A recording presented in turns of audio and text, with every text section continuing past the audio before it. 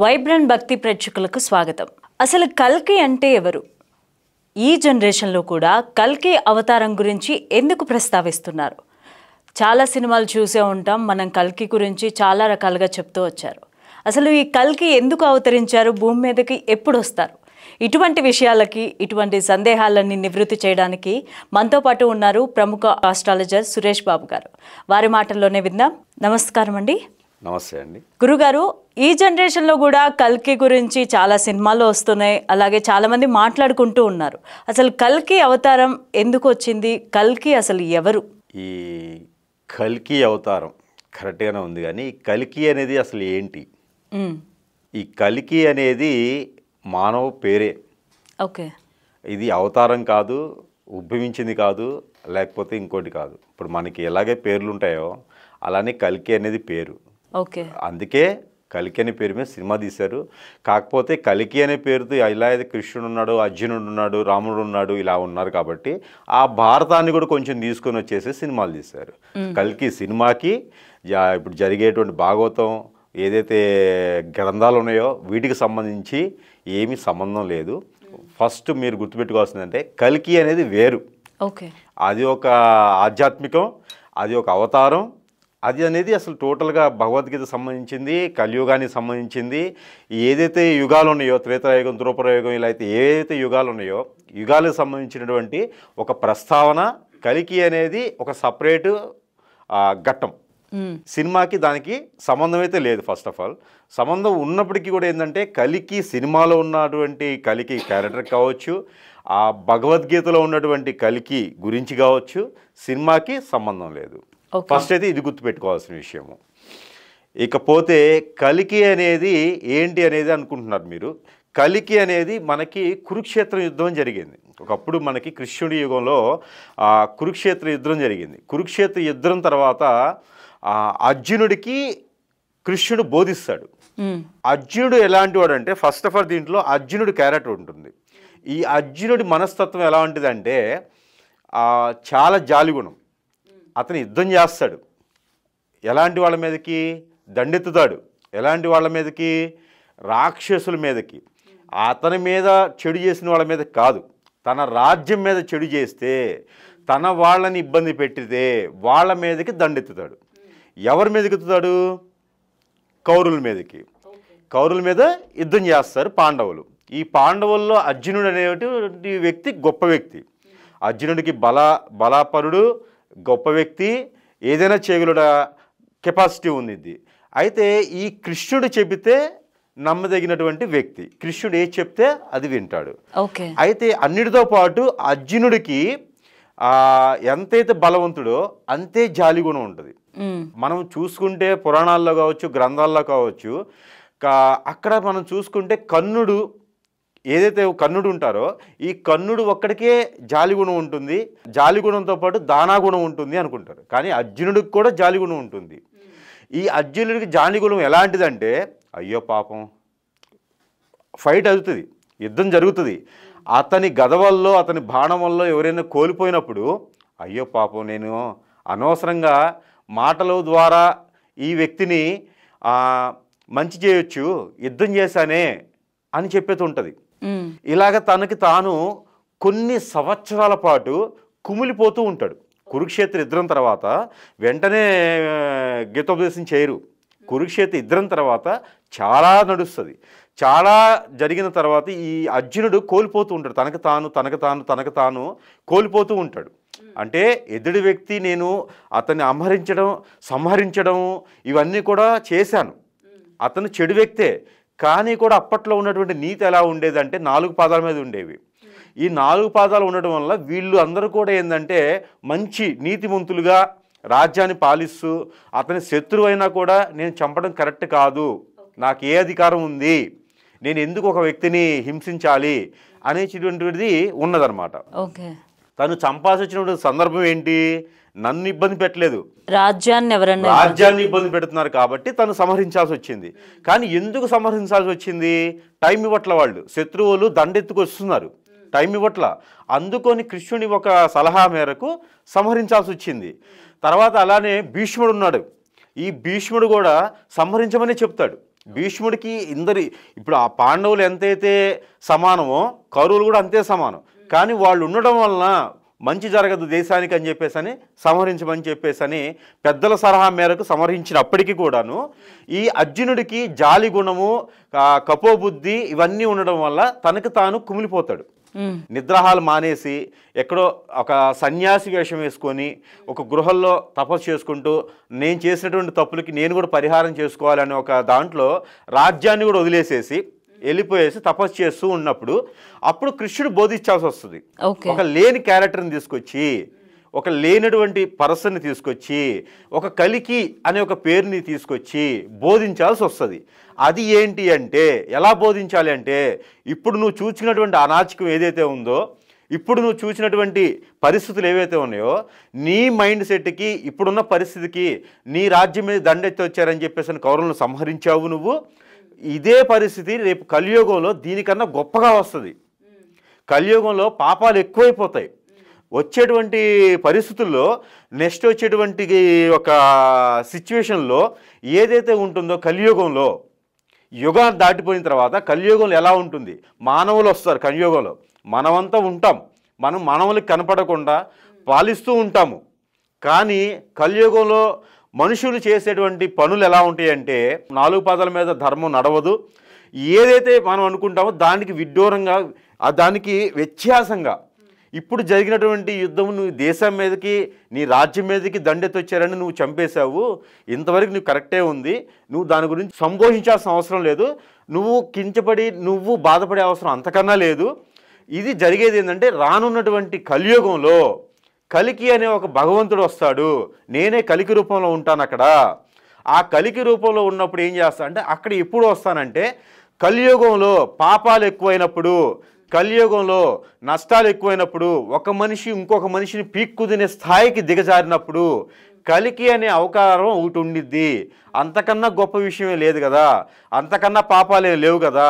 అంటే రానున్న పాపాలు చాలా ఎక్కువగా ఉన్నాయి నాయన, ఇప్పుడు చేసిన పాపం పెద్దదేం కాదు, దీనికి నువ్వు అంత బాధపడాల్సిన అవసరం లేదు అంటే అప్పుడు తను మనిషి అయ్యి తన పనులు తను రాజ్యాన్ని పాలించడానికి చేస్తాడనమాట.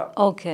అర్జునుడికి బోధించేటప్పుడు ఇంతకన్నా గొప్పగా చండాలమైన రాజ్యం మనం చూడబోతాం నాయన, వాటన్నిటికి కూడా మనం ధైర్యంగా ఉండాలి అంటే, ఓహో నేను చేసింది తప్పు కాదు, న్యాయబద్ధమైనటువంటి కార్యం చేశాను అని చెప్పి ఈ ఎవరైతే అర్జునుడు ఉన్నారో తన పని తను చేసుకున్నానికి సహకరిస్తాడు కృష్ణుడు.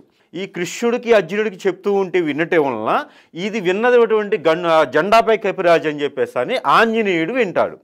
ఈ ఆంజనేయుడు ఏం చేస్తా అంటే ఆయనకి తొందర ఎక్కువ, ఏది పూర్తిగా వినడనమాట. 10 minutes బిఫోర్ అన్నట్టు ఆయన పూర్తిగా వినకుండా సగం వినేసి అది పోయేసి అందరికి ప్రచారం చేస్తాడు. కలియుగంలో కలిదేవుడు వస్తాడంట, ఇతనే ఉన్నాడు, వస్తాడంట, మీ పాపాలు పండిపోయినాయి, మీరు జాగ్రత్తగా ఉండండి అని చెప్పేసి అని అతన్ని తోచినంత వరకు ప్రచారం చేస్తారు. నారదుల వారికి వీళ్ళందరికీ ఆటోమేటిక్ ప్రచారం చేస్తూ ఉన్నప్పుడు ఎవరి ఒక్కొక్క నోట్లో ఉంటాయి. మనకి ఒకళ్ళు చెప్పామంటే మీకు నేను ఒక విషయం చెప్తా, అది ఇంకో వ్యక్తి దగ్గరికి వెళ్ళాడికి 2 అవుతాయి, ఇంకో వ్యక్తి వెళ్ళాడికి 3 అవుతాయి. అలాగా లేని దేవుణ్ణి ఒకటి సృష్టించింది కలియుగం. కలియుగంలో గొప్ప విషయం ఏంటంటే లేనిది సృష్టించడం. ఓకే. కలియుగంలో ఉన్న గొప్ప విషయం లేని విషయాన్ని సృష్టించడమే కలియుగ గొప్ప విషయం. అది ఏదో ఒక భయాన్ని క్రియేట్ చేయటం. ఇప్పుడు కలికి గురించి భగవద్గీతలో ఉన్నది, కలికి గురించి బైబిల్లో ఉంది, ఖురాన్లో కూడా కలికి గురించి ఉంది. ప్రతి గ్రంథం, కలికి అనే ఒక గ్రంథం కూడా ఉంది, కలికి గురించి కలికి గ్రంథం ఉంది. కలికి గురించి పురాణాల్లో, వేదాల్లో, వ్యత్యాసాల్లో ప్రతి దాంట్లో కలికి గురించి అనేది అలాగ తీసుకురావడం అనేది జరిగింది. దాని గురించి లేని ఒక క్రియేటివిటీ చేసి జరిగింది. దాన్ని అలానే ఏదైతే కృష్ణుడి నోటి నుంచి వచ్చింది సత్యం అనుకుంటారు కాబట్టి అతను చెప్పినట్టుగా వీళ్ళు దానికి ఇంకా చేసేసి డెవలప్ చేశారు గ్రంథాన్ని వీళ్ళకి నచ్చినటువంటి ఊహా చిత్రాలు ఉంటాయి. ఇప్పుడు ఆస్ట్రాలజీ కావచ్చు, ఒక గురువు కావచ్చు, ఒక యోగుడు ఎవరైనా కావచ్చు, వాళ్ళ ఊహా చిత్రాన్ని వాళ్ళు ఊహించే తపస్సుల ద్వారా కొంతమంది కొన్ని ఊహిస్తారు. శ్రీ విరాట్పోతులో వీరబ్రహ్మేంద్ర స్వామి ఉన్నారు, తర్వాత సత్య సాయిబాబా గారు ఉన్నారు, ఈ సాయిబాబా గారు ఉన్నారు. వీళ్ళంతా కూడా ఏంటంటే వాళ్ళ ఒక జ్ఞానం ద్వారా కొన్ని తెలుసుకోగలుగుతారు ముందుగానే. ఇప్పుడు జరగబోయేదానికి ముందుగానే కొంచెం తెలుసుకోగలుగుతారు. ఇప్పుడు మనం కూడా మెడిటేషన్ ద్వారా, ప్రాణి హీలింగ్ ద్వారా కొన్ని మనం ముందుగానే ఊహిస్తాం. అవును.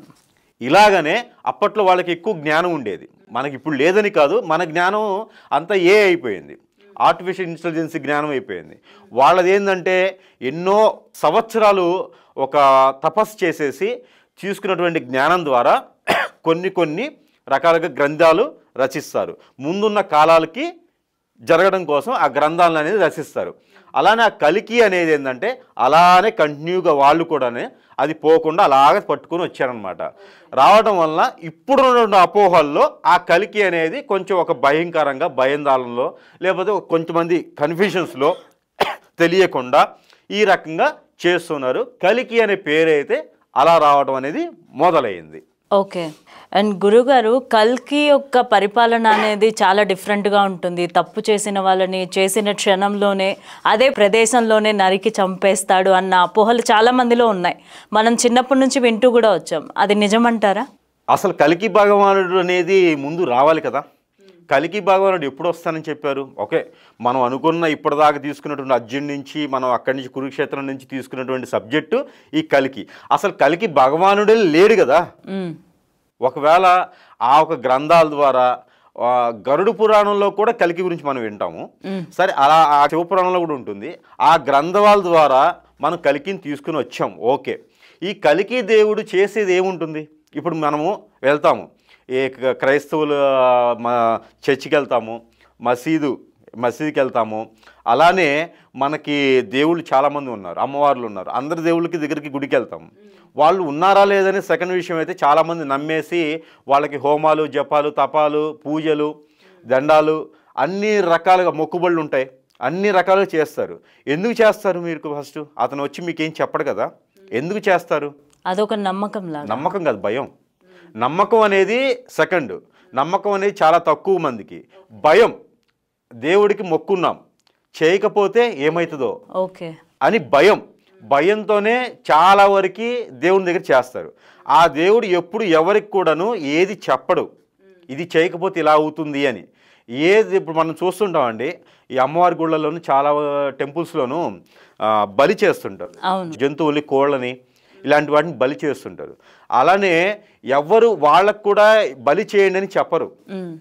పూర్వంలో ఉండేది ఏంటంటే కొన్ని రకాల ఆవుల్ని, కొన్ని రకాల జంతువుల్ని, కోళ్ళని కావచ్చు, మేకలు కావచ్చు, ఇలాంటివన్నీ దానం ఇవ్వమని చెబుతారు. ఓకే, మీ దోష పరిహారం పోతుంది, దానం ఇవ్వండి అని చెబుతారు. పిల్లల పెళ్ళిళ్ళు కానీ, ఇల్లు కట్టుకోవడం కానీ, మనలో ఉన్నటువంటి గ్రహ దోషానికి సంబంధించి కానీ ఉంటే జంతు దానం అని ఉంటుంది. వస్త్రదానం, భూదానం ఇలా ఉంటాయో జంతు దానం అని ఉంటుంది. ఈ జంతు దానం అన్నప్పుడు ఏంటంటే మనం ఈ జంతువులను తీసుకెళ్ళి నువ్వు పెంచుకోరా బాబు లేని వాళ్ళకి ఇచ్చి వాళ్ళకి జీవనాధారం చూపించడానికి. ఒక అమ్మవారి పేరు, అయ్యవారి పేరు, నేను ఇట్లా మొక్కున్నాను, నేను ఒక జంతువులు మీకు ఇస్తాను, ఓ 4 ఆవులను ఇస్తాను, మీరు పెంచుకోండి, వాటి పాలు అవి ఉంటాయి కాబట్టి అమ్ముకొని మీ జీవనాధారం మొదలుపెట్టుకోండి అని చెప్పి ఇస్తారు. అది అప్పటి కాలం. ఇది ఏ పురాణంలో అయినా ఏ గ్రంథంలో అయినా సరే ఉన్నది ఇదే. కాకపోతే వీళ్ళు ఏం చేస్తున్నారు? బలిస్తున్నారు. ఒక బలిపేట కూడా కడుతున్నారు ఈ మధ్యన. టెంపుల్స్లో బలిపేట ఉంటుంది, బలిస్తారనమాట. బలించడం అంటే మంత్రోచ్చారణతో బలిచ్చడం అనేది గొప్ప విషయం. కానీ వీళ్ళు ఏంటంటే డైరెక్ట్ మేకలను తీసుకొచ్చేసి పండబెట్టేసి కొట్టేస్తారు, కోళ్ళు తీసుకొచ్చేసి ఇదే చేస్తారు. ఇవి చేయకూడదు. ఇప్పుడు వీళ్ళు జనరేషన్ ప్రకారంగా కలియుగం వచ్చేటప్పటికే ఇవి చేస్తున్నారు కదా. ఇది పాపం అన్నమాట. ఈ పాపానికి ఏంటి, ఇలానే ఏదో దేవుడికి మొక్కుని అవి చేస్తూ ఉంటారనమాట. ఆ దేవుడు ఏది అడగడు ఎవరిని, అది భయం, చేయకపోతే మళ్ళీ ఏమైనా అవుతుందేమో అని. అలానే ఈ కలిదేవుడు కూడా ఉంటాడు. ఈ కలిదేవుడు ఇప్పట్లయితే రాడండి. ఇప్పుడున్న జనం అయితే భయపడాల్సిన అవసరం అసలు అంతకన్నా లేదు. కలియుగం అనేది కొన్ని లక్షల సంవత్సరాలు ఇంకా ఉన్నది. లాస్ట్ తరం అంటే మనం ఇంకో 10 జన్మలు ఎత్తినా దొరకదు మనకి. ఆ అదృష్టం మనకు ఉండదు. ఇంకా ఇంకా ఇంకా ముందుంది కలియుగం. కొన్ని వేల సంవత్సరాలు ఉంది ఇంకా. అది మనం చూసేదానికి కలియుగం ఉంటుందేమో కానీ భూమి అనేది ఉండదు అప్పటికి. కలిదేవుడు ఉద్భవించేటప్పటికి భూమి మీద అసలు కలియుగం ఉండదు. అంటే భూమి ఉండదు, కలియుగం ఉంటుంది, భూమి ఉండదు. భూమి ఎక్కడో ఉంటుంది, ఆ అంచులు పర్వతాల ఎక్కడంటే మనకి హిమాలయ పర్వత అంచుల చివరన ఎక్కడో మిగిలి ఉంటుంది. అక్కడేముంటుంది, ఎప్పుడో ఉన్నటువంటి చిరంజీవులు ఉంటారు. అప్పుడు ఆంజనేయుడు కావచ్చు, గరుత్మంతుడు కావచ్చు, ఇలాంటి ఎప్పుడు వాళ్ళకి మరణం అంటూ లేనటువంటి వ్యక్తులు ఉండేటువంటి ఏ ప్రదేశాల్లో ఈ కలికి దేవుడు అనేవాళ్ళు ఉద్భవించేటువంటి ఇది ఉన్నదన్నమాట. ఓకే. సో గురుగారు, నార్మల్గా కల్కి అంటే నిజంగానే భగవంతుడు అంటారా? నార్మల్ మనిషిలాగే అవతారం ఎత్తుతాడంటారా? కలికి దేవుడు అనేటప్పుడు ఇప్పుడు మనిషి అనేది దేవుడు అనేది ఒకటేనండి. ఇప్పుడు 10 మందికి మీరు ఏదైనా దానం చేస్తారనుకోండి, మిమ్మల్ని ఏమంటారు? ఒక అవసరం ఉంటే ఆ అవసరం తీరుస్తారు, వాళ్ళని ఏమంటారు? దేవుళ్ళ వచ్చి సాయం చేశారు అంటారు. అంతేనా? అంటే ఇప్పుడు మీరు దేవుడు అయినట్ట కాదు, మనిషిలే కదా. కానీ ఎదుటి వాళ్ళ అవసరం తీరిస్తే దేవుడు. అది గుళ్ళో ఉన్న దేవుడైనా, చర్చిలో ఉన్నటువంటి దేవుడైనా, మసీదులో ఉన్నటువంటి దేవుడైనా, ఎవరైనా ఒకటే. వాళ్ళ గ్రంథాలు చెప్తే ఏంటంటే కలికి దేవుడు ఉన్నాడని చెప్తూ ఉంటాయి. కానీ దేవుడు అనేది ఏంటంటే ఎదుటి వ్యక్తికి మంచి చేసే వాళ్ళని ప్రతి ఒక్కరిని దేవుడే అంటారు. ఓకే. అది దానివల్ల కలికి దేవుడు కూడా వస్తాడు, ఉద్భవిస్తాడు, తను చేసే పాలన తను చేస్తాడు. కాకపోతే మీరు అడిగింది కలికి అనే అతను అసలు దేవుడా మనిషి అనేది, అతను దైవ స్వరూపుడు. ఓకే. ఇప్పుడు సత్యసాయిబాబా ఎలా అయితే ఉద్భవించారో, మనకి విరాట్ పృథులు వీరబ్రహ్మేంద్ర స్వామి ఎలా అయితే ఉద్భవించారో, ఎలా అయితే కృష్ణుడు ఉన్నారో అనుకుంటారో, ఎలా అయితే ఎవరైతే ఇప్పుడు మనకి ఇప్పటి వరకు ఉన్నటువంటి దేవుళ్ళు మనం అనుకుంటా ఉన్నామో, ఎలా అయితే బౌద్ధ మతం బుద్ధులు ఉన్నారో, ఇలానే కలికి దేవుడు కూడా ఉద్భవిస్తారు. దైవ స్వరూపులు. ఓకే. అంతే. అండ్ ఈ కల్కికి టెంపుల్స్ అలా ఏమన్నా ఉన్నాయండి ఎక్కడన్నా? కల్కిని ఎవరన్నా ఆరాధిస్తూ ఉంటారా? కలికి ఆరాధించడానికి మనుషులు ఉండాలిగా ముందు. అప్పటిదాకా మంచి చేసి ఉన్నటువంటి మనుషులు ఎవరైతే ఉంటారో వాళ్ళైతే చూడొచ్చు. కానీ అతనికి టెంపుల్స్ కట్టేంత భూమి అయితే ఉండకపోవచ్చు. అప్పుడు కలికి దేవుడు ఉద్భవించేటప్పటికి టెంపుల్స్ కట్టేంత భూమి ఉండదు. ఆటోమేటిక్గా ఏ మంచు పర్వతాలో, ఏ రవినో, ఏ చంద్రుడో వచ్చేసి వాళ్ళే ఒక టెంపుల్లాగా ఏర్పడేసి 4 దిక్కులా ఉంటారేమో కానీ, ఏదో అమ్మవార్లు అష్ట దిక్కులా ఉంటారేమో కానీ, కలికి దేవుడికి ప్రత్యేకంగా అతను ఉద్భవించిన తర్వాత అతనికి టెంపుల్ కట్టేలా ఉంటే అతని అవతారం అయిపోయినట్టే కదా. ఒక స్టాచ్యూ కట్టారు అంటే అతని అవతారం లేదు, జ్ఞాపకాలు ఉన్నాయనే కదా అర్థం. కలికి దేవుడు ఉద్భవించిన తర్వాత కలియుగం అయిపోతుంది కదా. నీకు అప్పుడు మానవజన్యం మానవులు ఎవరైతే ఉంటారో వాళ్ళు అనేది ఉండరు. మానవులు ఉన్నప్పటికి కూడాను వాళ్ళు ఏదో ఒక అవతారం సాధిస్తారు. అంతేగాని కలికి దేవుడికి టెంపుల్ కట్టేంత ఇదైతే ఉండదు. ఇప్పుడే ఉన్న దేవుళ్ళలోనే, ఉన్న అమ్మవారిలోనే, లేకపోతే ఉన్నటువంటి స్వాములలోనే కలికి దేవుడు అవతారాలు ఉంటాయి. కొన్ని టెంపుల్స్లో, కొన్ని రాష్ట్రాల్లో కలికి దేవుడు అని చెప్పేసి కొన్ని టెంపుల్స్ ఉన్నాయి, ఇప్పటికే ఉన్నాయి. ఆ అవతారం రాకముందే కట్టినటువంటి టెంపుల్స్, వాటిని పూజిస్తున్నారు. అవే ఉంటాయేమో తప్పితే కలికి దేవుడు ఉద్భవించిన తర్వాత, తన అవతారం వచ్చిన తర్వాత తనకి టెంపుల్ కట్టేటువంటి టైం జనానికి తను ఇవ్వరు. అది టెంపుల్స్ కట్టేంత ఇదైతే ఉండదు. ఓకే. అసలు ఈ కల్కి భగవానుడి గురించి ప్రజలకి ఎప్పుడు తెలిసిందంటారు? అంటే అందరికీ ఎప్పుడు తెలిసి వచ్చింది? కలికి భగవాను గురించి పురాణాల్లో ఉన్నప్పటి నుంచి అందరికీ తెలిసిన విషయం. కాకపోతే అందరు దేవుళ్ళు కనిపిస్తున్నారు, కలికి గారు కనిపించట్లేదు. ఎందుకంటే కలికి భగవానుడు కలియుగంలో వస్తారని చెప్పి ప్రతి దాంట్లో ఉంటుంది. ప్రతి గ్రంథంలో కూడా కలికి భగవానుడు అతను ఉన్నారు, అతను కలియుగంలో వస్తారు, వచ్చిన తర్వాత మీ పాపాలు పండుతాయి, అతను వచ్చిన తర్వాత ఇది చేస్తాను. ఇప్పుడు అంటారు కదా, మొన్నటి పొలిటికల్లో మనం వింటాం, ఒక వ్యక్తి వస్తారు మీ అంతు తూరుస్తారు అని చెప్పేసి అని. ఆ వ్యక్తిలాగానే రాజ్యం బాగుపడుతుందని. అంటే ఒక వ్యక్తి మీద ఉన్నటువంటి అభిప్రాయం అది. ఓకే. అట్లానే కలికి దేవుడు వస్తే మీ పాపాలన్నీ పండుతాయి, జాగ్రత్తగా బతకండి, జాగ్రత్తగా ఉండండి అని చెప్తారు. జాగ్రత్తగా బతుకుతూనే ఉంటారు జనాలు. ఈ పాపాలు ఇవి కాదు, ఇప్పుడు జరిగే పాపాలు కాదు. ఇప్పుడు మానవుల్లో ఇప్పుడు ఎట్ల వరకు మనం ఎంతవరకు చూస్తున్నామంటే, ఇప్పుడు మనం ఉంటామండి, మనం 10 మందికి అన్నం పెట్టకపోయినా మన ఫ్యామిలీకో లేదా మన వాళ్ళు అనుకున్న వాళ్ళకో మనం చూసుకుంటాము. ఎదుటి వ్యక్తిది లేదు అని చెప్పేసి గుంజేసుకుని మనం తింటాం కదా. ఓకేనా? అది మనం ఏమనుకుంటామంటే, మన దగ్గర లాక్కొని తినేశాడు, మనకు జరగాల్సింది, మనం అనుభవించాల్సింది వేరే వాళ్ళు తీసుకున్నారు, వీళ్ళ వల్ల అతనికి పాపం తగులుతుంది అని చెప్పేసి మనం అనుకుంటా ఉన్నాం. కానీ దీనికి జరగడానికి మూలం ఎవరు? ఓకే. కలికి దేవుడు ఏం చేస్తాడంటే, దీనికి జరగడానికి మూలం ఎవరు? ఇప్పుడు మన వరకు మానవాళి ఏం ఆలోచిస్తుంది అంటే, మీకు ఏదైనా చెడు జరిగింది, ఒక వ్యక్తి ద్వారా మీకు చెడు జరిగింది, మీరు అనుభవించాల్సింది కానీ, మీకు రావాల్సిన డబ్బు కానీ, లేకపోతే మీకు రావాల్సిన తిండి కానీ మీకు దొరకకుండా వేరే వాళ్ళు లాక్కొని తిన్నారు. ఓకేనా? వేరే వాళ్ళు లాక్కొని తిన్నప్పుడు ఆ పాపం అనేది తనే అనుభవిస్తాడు. వాళ్ళ పాపం వాళ్ళే పోతారు, అంటే ఆ పాపం తనే అనుభవిస్తారు అని చెప్పి అనుకొని మనం సర్దుకొని మనం చేసుకుంటాం. అంత ద్వారా మనం మంచి వాళ్ళు చేయడానికి కాదు ఇక్కడ. కానీ అది పాపం, అది పాపం కింద పరిగణిస్తాం. ఈ పాపాలు వాళ్ళ పిల్లలకి తగులుతాయి అని అనుకుంటాం.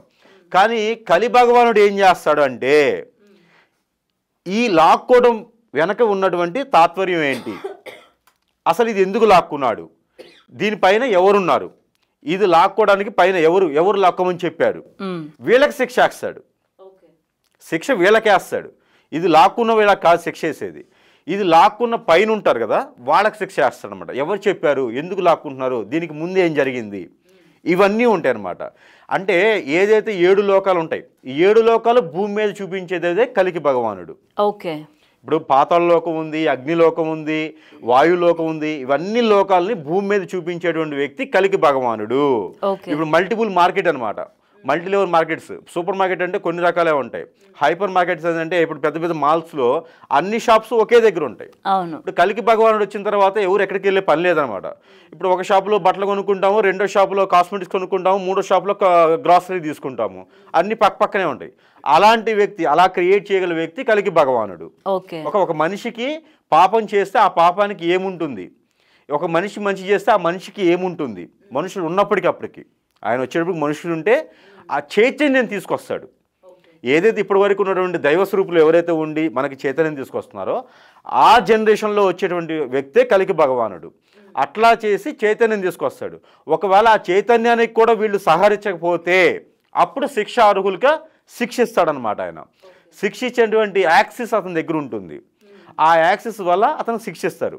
అతను యమలోకాలు పంపించాలా, లేదు ఇంకో లోకాన్ని పంపించాలా, లేకపోతే అన్ని లోకాలు ఇక్కడే చూపించాలా అనేది తను చేసేటువంటి గుణాచారుడే ఈ కలికి భగవానుడు.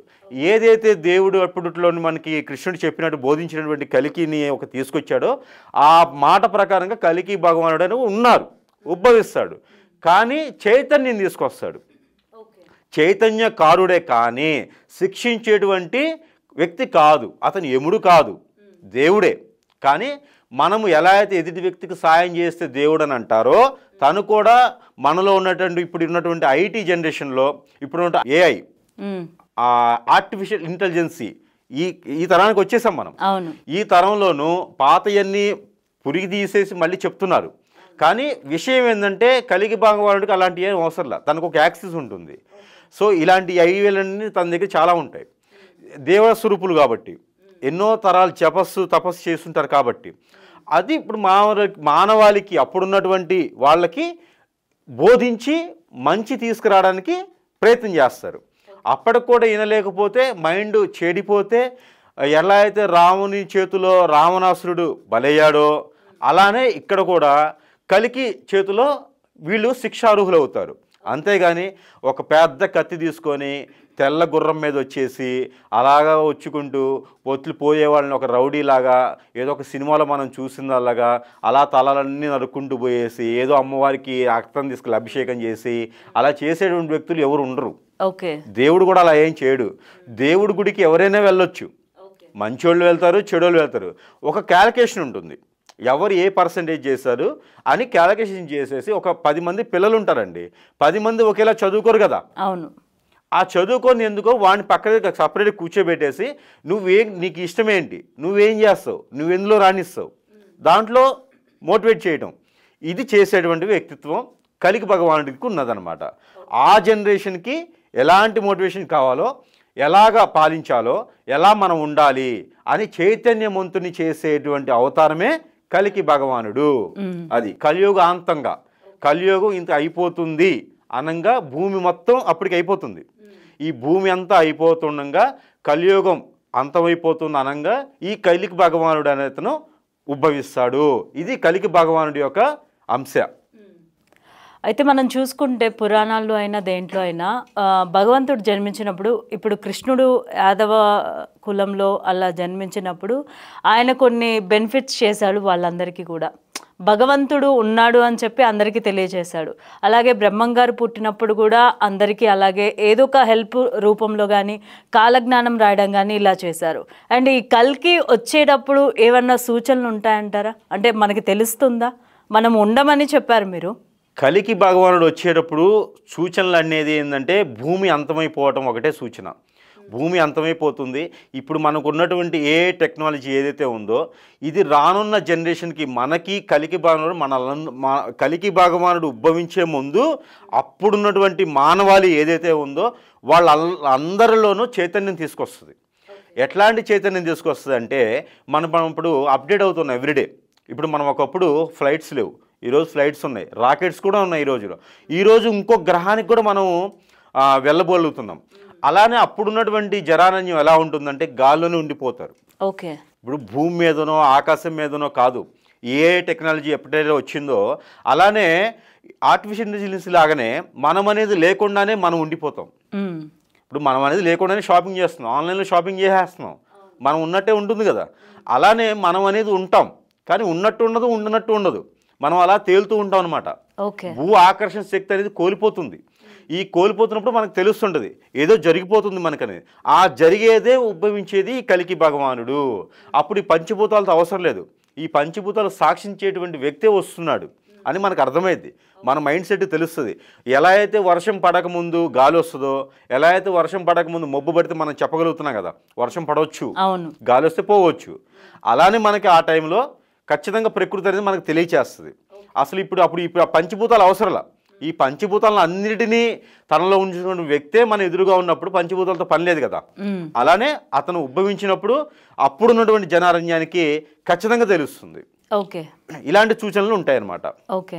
మరి గురుగారు, చాలామంది మనం నెట్లో చూసుకోవచ్చు, గూగుల్లో కొడితే కూడా కల్కి అని కొట్టగానే చాలామంది వస్తూ ఉంటారు. చాలామంది స్వామీజీలు మేము భవిష్యత్తు గురించి చెప్తాము, మీ లైఫ్లో ఏం జరుగుతుందో చెప్తాము అని పెద్ద పెద్ద ఆశ్రమాలు కూడా ఉంటాయి. వాళ్ళని ఎంతవరకు ట్రస్ట్ చేయొచ్చు అంటారు? ఎంతవరకు ట్రస్ట్ చేయొచ్చు అంటే మనం డబ్బు ఇవ్వనంత వరకు ట్రస్ట్ చేయొచ్చండి. ఇవన్నీ కూడా ఏంటంటే ఒకటి, ఎవరు చెప్పినా కూడా ఒకటి గుర్తుపెట్టుకోవాల్సి వచ్చిందండి, తన దగ్గర మంచి ఉండొచ్చు. ఆశ్రమాలు మీరు అన్నట్టు కలికి భగవానుడు అని చెప్పేసి ఉండయి, తర్వాత కలికి అని పేరుతో ఉన్నాయి, వేరే వేరే. ఇప్పుడు నా పేరు సురేష్ బాబు.